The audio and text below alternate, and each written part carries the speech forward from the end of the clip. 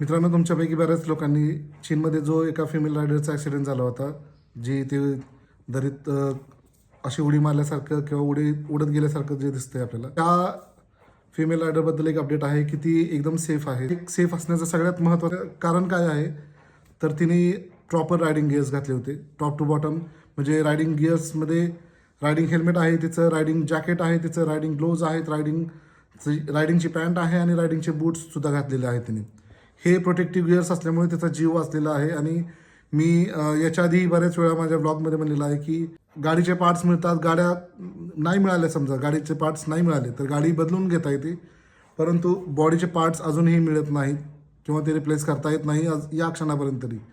तर तुमच्या सुरक्षिततेची जबाबदारी तुम्ही स्वतः घ्यायची आहे. रायडिंग गिअर्स हे शो ऑफसाठी नाही आहेत, ते तुमच्या प्रोटेक्शनसाठी आहेत. तर इथून पुढे नेहमी लक्षात ठेवा की तुम्हाला नेहमी 1 किलोमीटर असो किंवा मग कुठे इकडे कुठे का जायचं असं ना, कमीत कमी हेल्मेट तरी पाहिजे. जे बेसिक रायडिंग गिअर्स आहेत तुम्हाला सिटी राईडसाठी असतील तर ते वेगळे घ्या, पण रायडिंग गिअर्स खूप इम्पॉर्टंट, खूप महत्त्वाचे आहेत आणि तुम्हाला ते घ्यावेच लागतील. हे लाईफ सेवर आहेत.